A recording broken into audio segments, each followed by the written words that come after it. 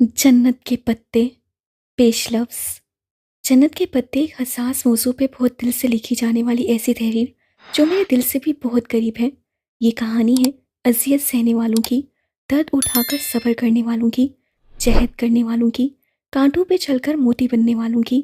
ये कहानी है अपने मस से खुद हल करने वालों की, हर मुश्किल में अज़्म हिम्मत से रास्ता निकालने वालों की, दूसरों के सामने अपनी तकालीफ का इश्तिहार ना लगाने वालों की। और ये कहानी है उन लोगों के लिए जो बहुत से अच्छे काम सिर्फ इसलिए नहीं कर पाते कि यूं करते हुए वो अच्छे नहीं लगेंगे, जो अल्लाह के कुछ अहकामात पे अमल तो करना चाहते हैं मगर आज के दौर के लिहाज से वो उनको प्रैक्टिकल नहीं लगते, जो सीधे रास्ते पे चलना तो चाहते हैं मगर उन्हें अपने इर्द गिर्द कोई हौसला अफजा तहरीक नहीं मिल पाती जो उनकी हिम्मत बंधाए। जन्नत के पत्ते आपकी उसी हौसला अफजाई के लिए लिखा गया है। अगर आप इस कहानी को पढ़कर इसमें बताए गए शरीयत के उन अहकामात को जिन पे अमल करने के लिए मरकज़ी किरदारों को मुश्किल का सामना है नहीं भी ले पाते, तब भी ठीक है। ये दास्तान किसी को ज़बरदस्ती किसी तरफ रुख करने पे मजबूर नहीं करेगी, मगर ये आपसे सिर्फ इतना ज़रूर कहेगी कि आप खुद भले ये काम करें या ना करें, मगर जन्नत के पत्ते थामने वालों के लिए कभी अजियत और रसवाई का सामान ना बने। हिसाब की जंग लड़ने वालों के लिए बनो करीसा ना बने। जो लोग इन अहकामात पे अमल करते हैं उनकी हिम्मत बंधाएं, तोड़े नहीं। उनको अकेला मत करें। उनको अल्लाह का हुक्म जैसे है और जब है की बुनियाद पे मानने की सज़ा ना दें। अगर कोई अल्लाह का हुक्म पूरे का पूरा मानना चाहता है तो आप खुद भले वो हुक्म ना मानते हों, मगर ऐसे लोगों को तनहा ना करें। आखिर में मैं इस नावल की तकमील के लिए बेहद शुक्रगुजार हूँ शुआ की एडिटर उम्मतुल सबूर की, जिनका बेलौस ताउन इन पूरे 15 माह में मेरे साथ रहा जब तक ये नावल शवा में छपता रहा। और इस किताब की अशात के लिए मैं इल्म इरफान पब्लिशर्स के मोहतरम गुल फराज साहब की बेहद ममनून हूँ, जिन्होंने इसकी तबात से अशात तक हर मरहले पर मेरी राय को अहम जाना। हर मुमकिन तौर पर उन्होंने मुझे इसके लिए बहुत कुछ तय करने दिया और इसके लिए मैं उनका जितना भी शुक्र अदा करूं कम है। जन्नत के पत्ते को मैं कभी भी नहीं लिख पाती अगर इसके रिसर्च और दूसरे मराहिल में कुछ लोग मेरे साथ न होते। मैं शुक्रिया अदा करना चाहती हूँ नफीसा हबीब, महरीन खान और हतीजा मंसूर खां, जिनका हर मुमकिन ताउन मेरे साथ रहा। बिलखसूस हतीजा अगर ना होती तो ये नावल ऐसे ना लिखा जा सकता। मैं आप सबकी बहुत बहुत शुक्रगुजार हूँ। इसके अलावा अस्का जावेद की अहम तकनीकी अमूर पे मशहूर हूँ और आरा के लिए मैं उनकी बेहद मशहूर हूँ। इन सब ने ही मिलकर इस नावल को मुमकिन बनाया है और मेरे साथ आप इन सबको भी दुआ में याद रखिएगा। वस्सलाम। निमरा अहमद। बाप एक। लैपटॉप तकिए पे रखा था और वो उसके सामने कोनियों के बल ऊँधी लेटी थी। स्क्रीन की रोशनी उसके चेहरे को चमका रही थी। वो थोड़ी तले हथेली रखे दूसरे हाथ की एक उंगली लैपटॉप के टच पैड पर फेर रही थी। लंबे सीधे स्याह बाल पीछे कमर पर पड़े थे। उसकी आंखें भी वैसी ही थीं, स्याह बड़ी बड़ी मुगलाई आंखें जिनमें चांदनी की सी चमक थी, और चेहरा तो मलाई का बना लगता था, सफ़ेद मुलायम और चमकदार। वो उसी मगन अंदाज में स्क्रीन पर निगाहें मरकूज किए टच पैड पे उंगली फेर रही थी। एक क्लिक के बाद अगला सफ़ा खुला तो एकदम उसकी मुतहरिक उंगली ठहर गई। स्क्रीन पे जमी आंखों में ज़रा सा तफक्कुर उभरा और फिर बेचैनी। उसे जल्दी जल्दी 2-3 बटन दबाए। लोडिंग। अगले सफ़े के लोड होने का इंतज़ार करते हुए उसी मुस्रब अंदाज में उसे उंगली से चेहरे की दाईं तरफ फिसलती लटें पीछे की। चंद सेकंड्स बाद सफ़ा लोड हो गया था।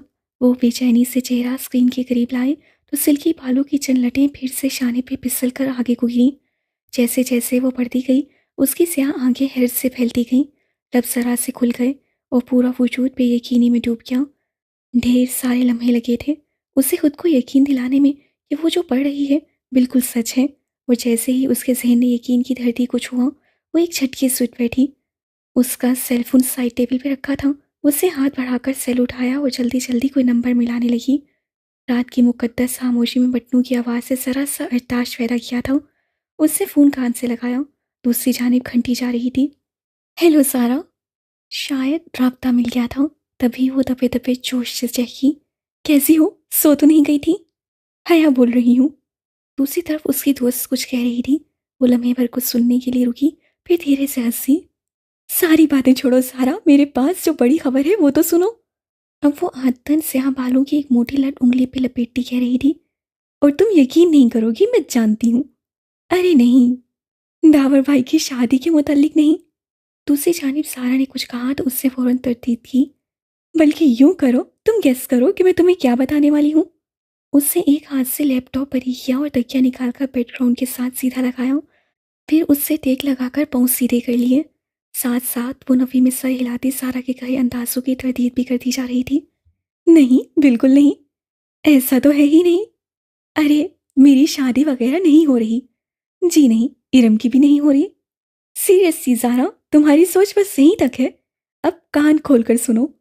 तुम्हें वो अरास्मस मुंडास एक्सचेंज प्रोग्राम याद है, जिसके लिए हमने अप्लाई किया था? कैन यू बिलीव इट सारा, कि मुझे यूरोपीय यूनियन ने स्कॉलरशिप के लिए सिलेक्ट कर लिया है। दूसरी जानिब सारा इतनी ज़ोर से चीखी कि मोबाइल का स्पीकर ऑफ होने के बावजूद उसकी चीख सारे कमरे में सुनाई थी। बिल्कुल सच कह रही हूँ सारा, अभी 15 मिनट पहले मुझे यूनिवर्सिटी की तरफ से मेल मिली है। उससे साथ ही एक हाथ से बड़े बड़े लैपटॉप का रुख अपनी जानिब मोड़ा और सर आगे करके गौर से दोबारा देखा। हाँ, 15 मिनट पहले ठीक 9:30 बजे सिलेक्शन की ईमेल आई है। तुम भी चेक करो, तुमने भी अप्लाई किया था, तुम्हें भी मेल आई होगी।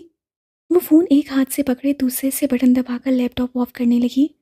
नहीं, स्पेन की जुस्टू ने नहीं, बल्कि तुर्की की सभांची यूनिवर्सिटी ने हमें सिलेक्ट किया है, और अब हम एक सेमेस्टर पढ़ने 5 माह के लिए इस्तांबुल जा रहे हैं।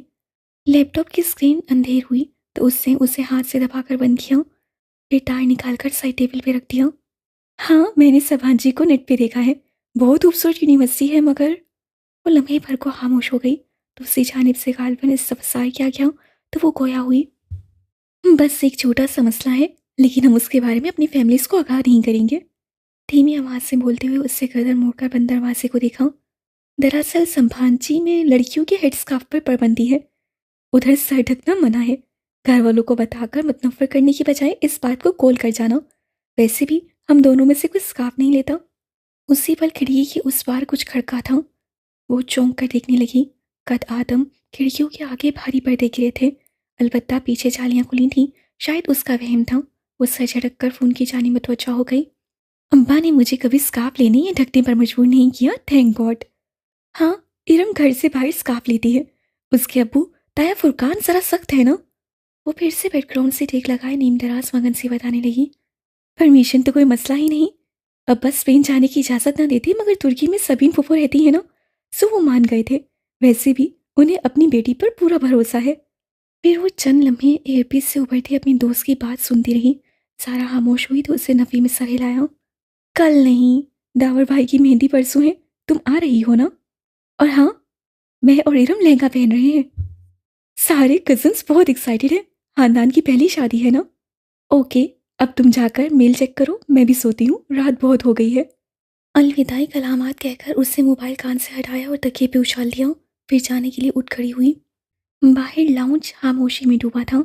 हया ने आहिस्ता से अपने कमरे का दरवाज़ा बंद किया और नंगे पाँव चलती लाउंज से किचन की तरफ आई। स्याह लंबी कमीज और स्याह खुले ट्राउज़र में उसका कद मज़ीद दराज लग रहा था। किचन में अंधेरा फैला था। वो दरवाजे के करीब रुकी और हाथ से दीवार पे स्विच बोर्ड ठोला।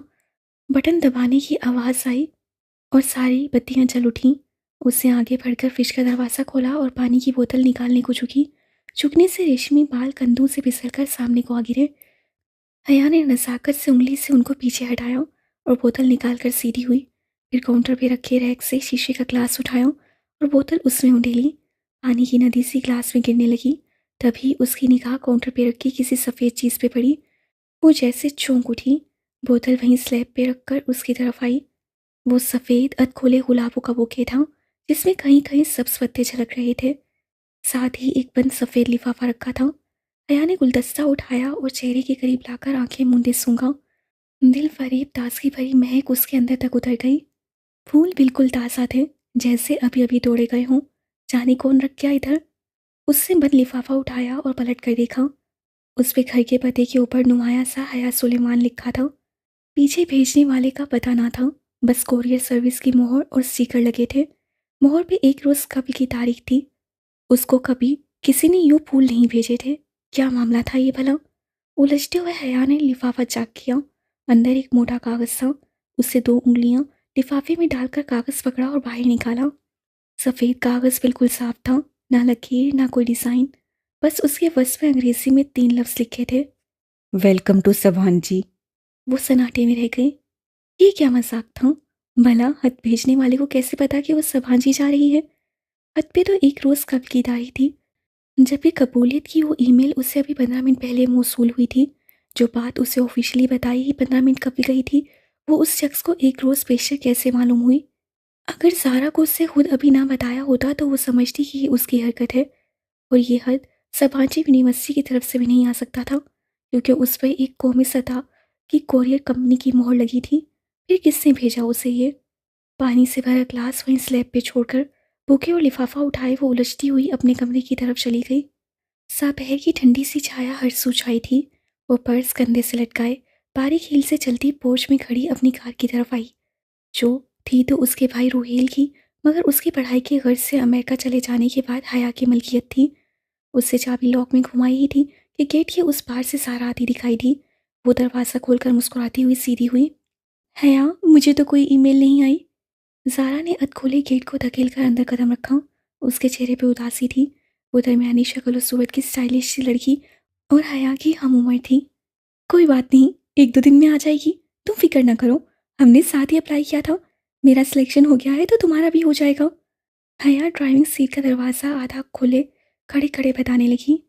मगर स्कॉलरशिप प्रोग्राम कोऑर्डिनेटर के ऑफिस के बाहर आज जो लिस्ट लगी है उसमें भी मेरा नाम नहीं है। और मेरा?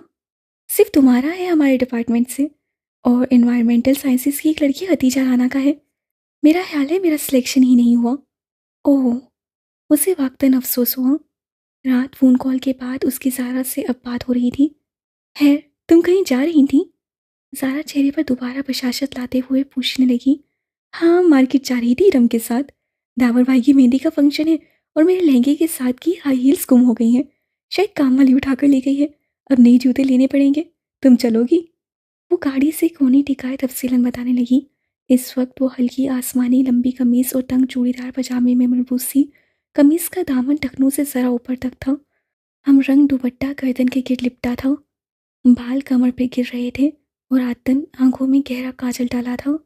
हाँ, चलो फिर जल्दी निकलते हैं। ज़ारा फौरन तैयार हो गई और फ्रंट सीट की तरफ बढ़ी। इरम को भी लेना है। आया ने अंदर बैठकर दरवाज़ा बंद किया और इग्निशन में चाबी घुमाई।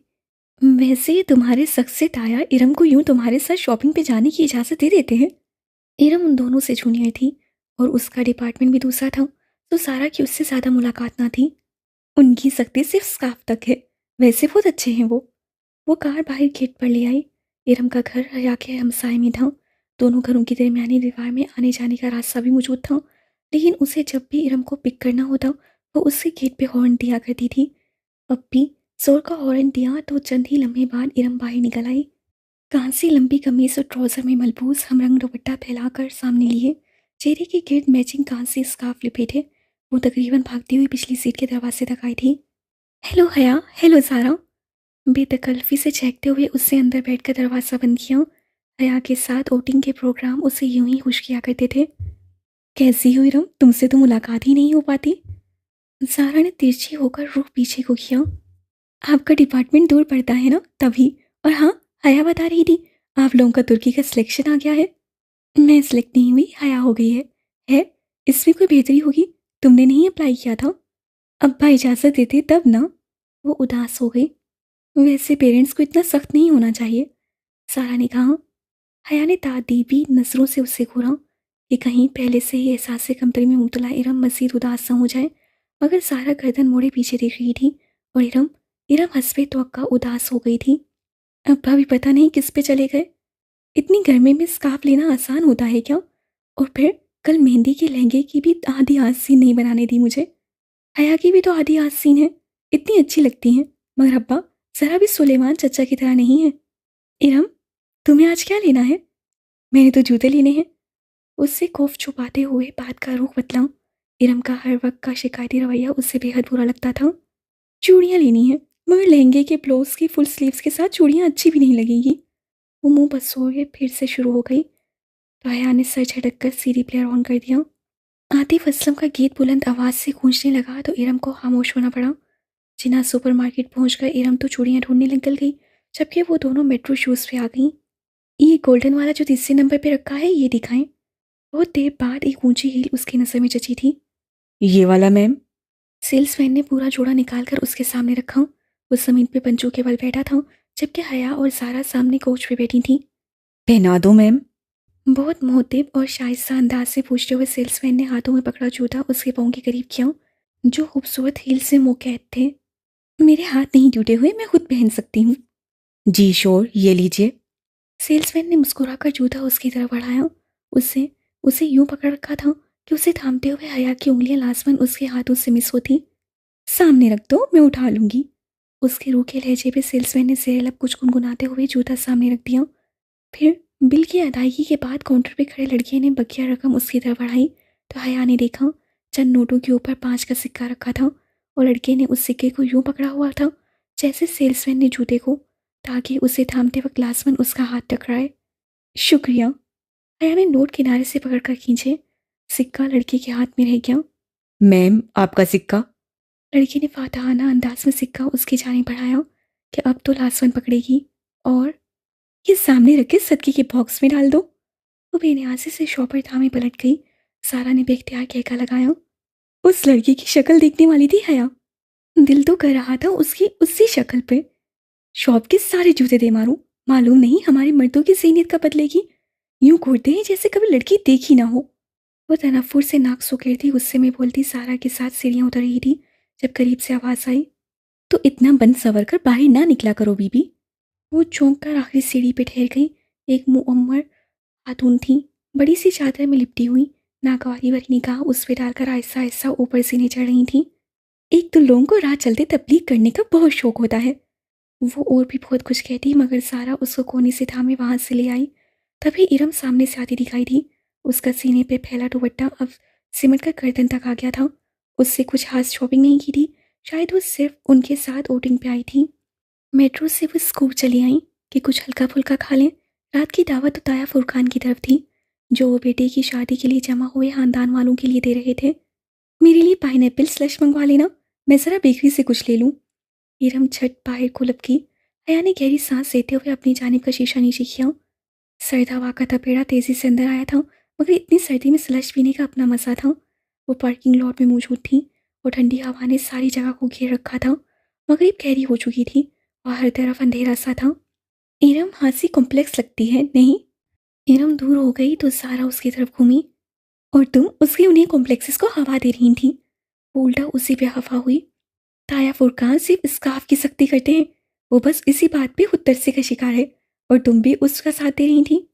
मैंने सोचा कि बेचारी नहीं है वो बेचारी, अब उसको भी यही समझाना कि ख्वाह की खुद तरसी से निकल आए। बेटर हाथ में कार्ड पकड़े हया की तरफ खुले शीशे के बाहर आ चुका था।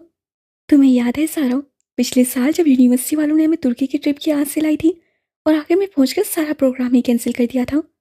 ऑर्डर लिखवा कर वो शीशे ऊपर चढ़ाते हुए याद करके कहने लगी, मैं तो इतनी मायूस हो गई थी कि सोचा भी ना था कि कभी तुर्की जा सकूंगी। उसकी आवाज़ में आस छोड़ने की खुशी डर आई थी। सारा और वो इंटरनेशनल इस्लामिक यूनिवर्सिटी में एलएलबी ऑनर्स शरिया एंड लॉ के 5वें साल में थी।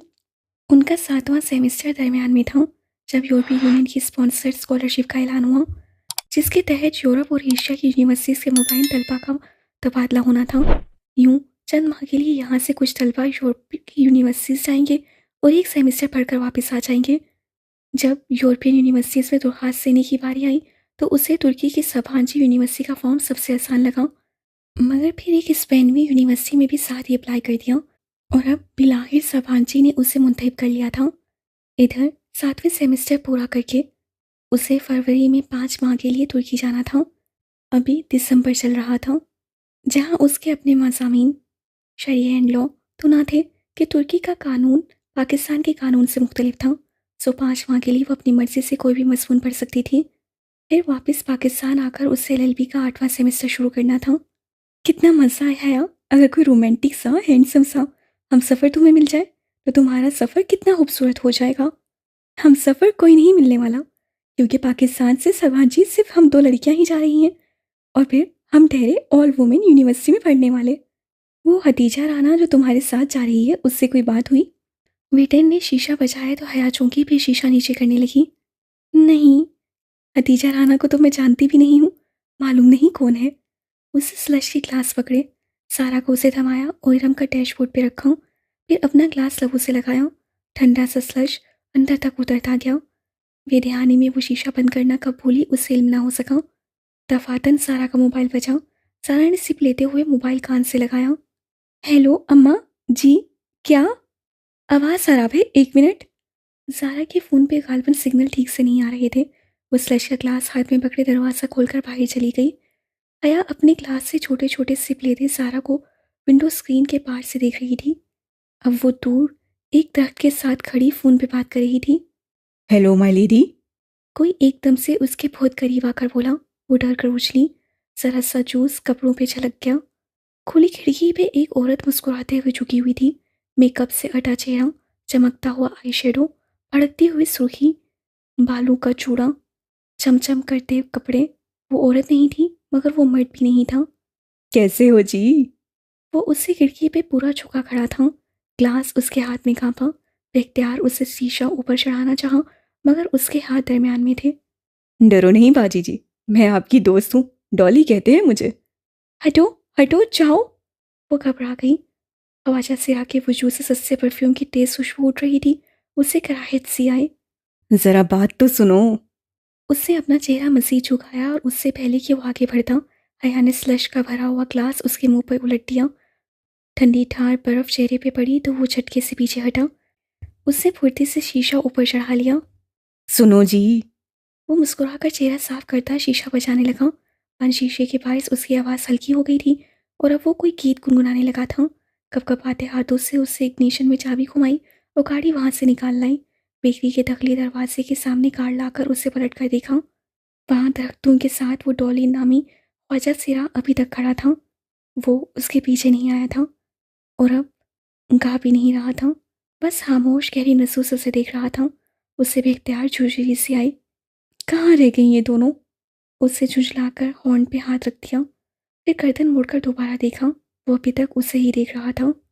ارم اور سارا کو ڈراپ کر کے وہ سیدھی اپنے کمرے میں آئی تھی۔ ڈنر کا وقت ہونے والا تھا۔ اس نے یہ کپڑے ڈنر کی مناسبت سے ہی پہنے تھے مگر جوس چھلکنے سے ذرا سا داغ پڑ گیا تھا۔ اسے جلدی سے دوپٹے کا وہ حصہ دھو کر اسے استری کیا۔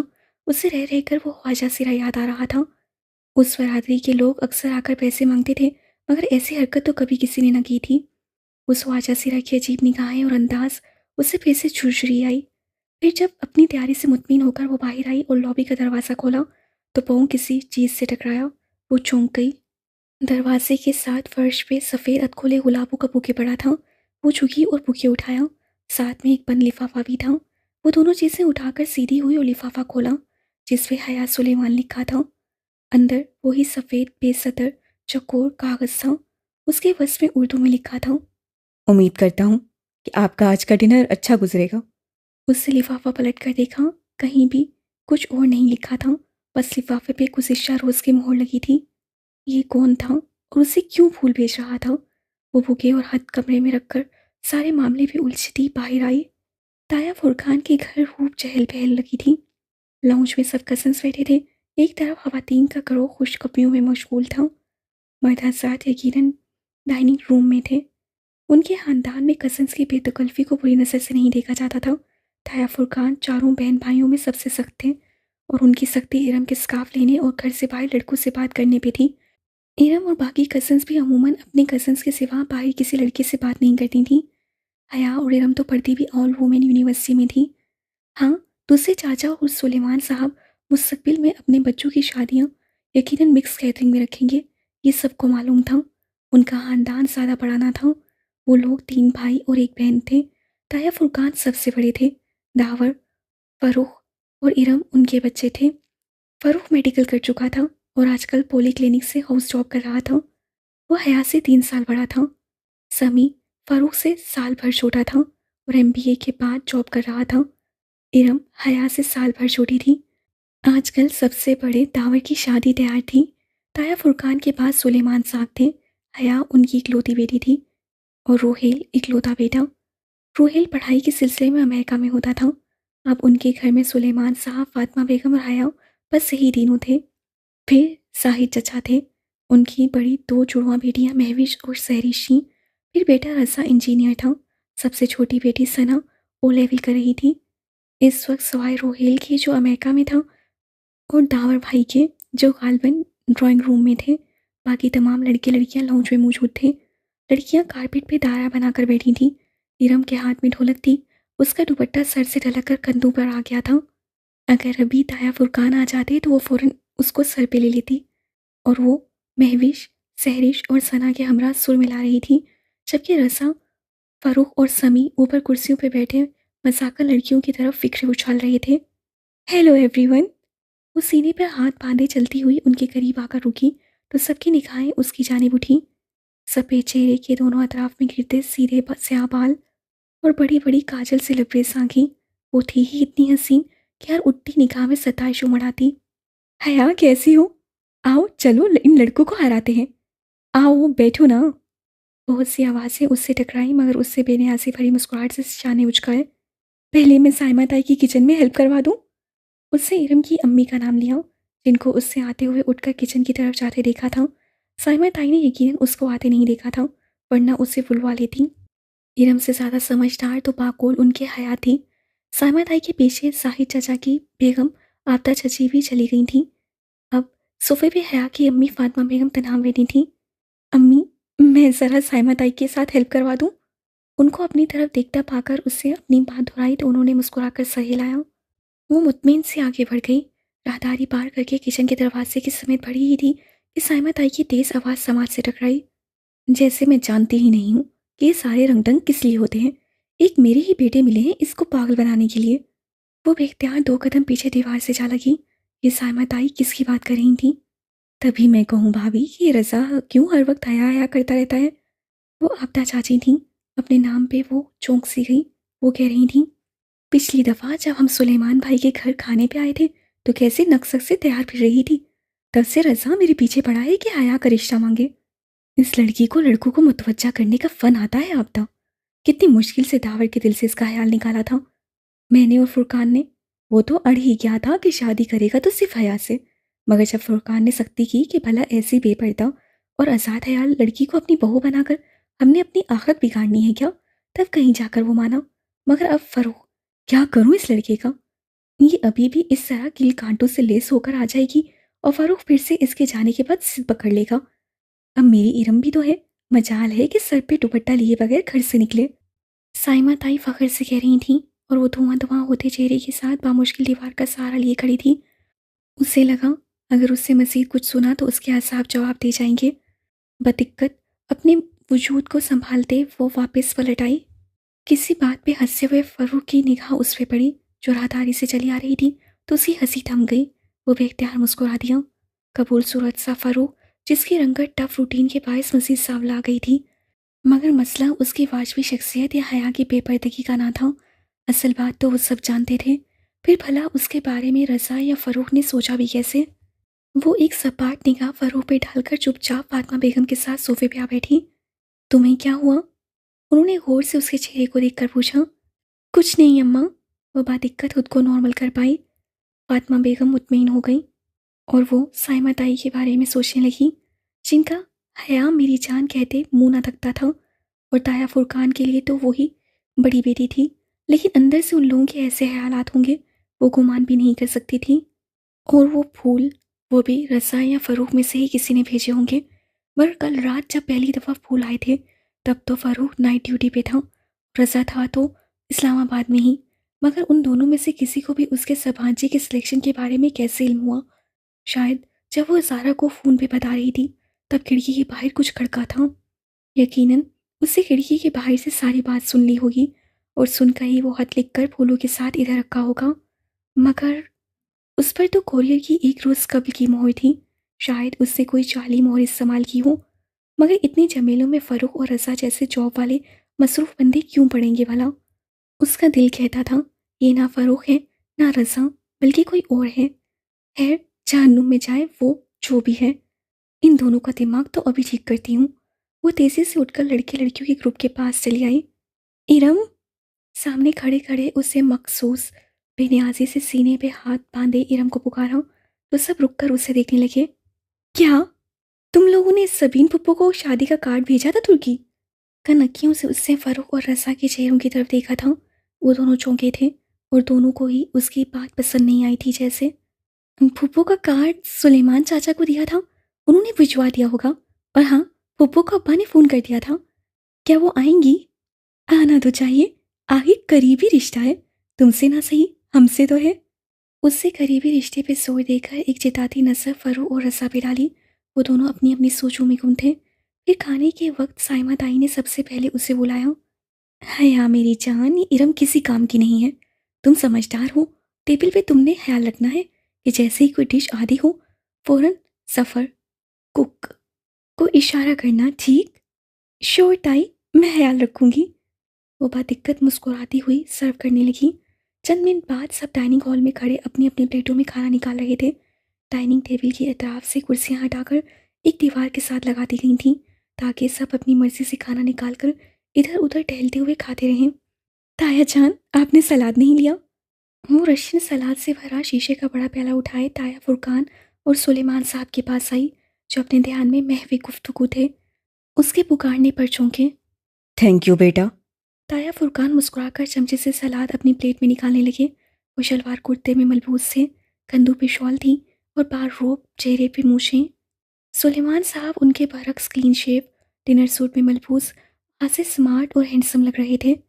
دونوں کی سوچ اپنے حلیوں کی مانند تھی۔ ابا، آپ بھی لینا۔ سلیمان، تم نے سبین کو کارڈ پوسٹ کر دیا تھا؟ تایا کو اچانک شاید اس کی شکل دیکھ کر یاد آیا۔ سلیمان صاحب کا چمچے میں سلاد بھرتا ہاتھ ذرا سست ہوا اور چہرے پہ کڑواہٹ پھیل گئی۔ بہت آہستہ آہستہ سے انہوں نے سلاد سے بھرا چمچہ اپنی پلیٹ میں پلٹا۔ کر دیا تھا۔ ان کے لہجے میں عجیب کاٹ تھی جو حیا کے لیے نہیں تھی۔ ابا، سبین پھپھو شادی پہ آئیں گی؟ وہ پوچھے بنا نہ رہ سکی۔ کل مہندی ہے، آنا ہوتا تو اب تک آ گئی ہوتی۔ 30 سالوں میں جو عورت صرف چند دفعہ ملنے آئی ہو وہ اب بھی نہ آئے تو بہتر ہے۔ حیا تو کیا، فرقان تایا بھی تنگ رہ گئے۔ سلیمان، کیا ہوا ہے؟ تھینک یو بیٹا۔ جواب دینے کے بجائے سلیمان صاحب نے اسے مخاطب کیا تو وہ اب تم جاؤ کا اشارہ سمجھ کر سر جھکائے وہاں سے چلی آئی۔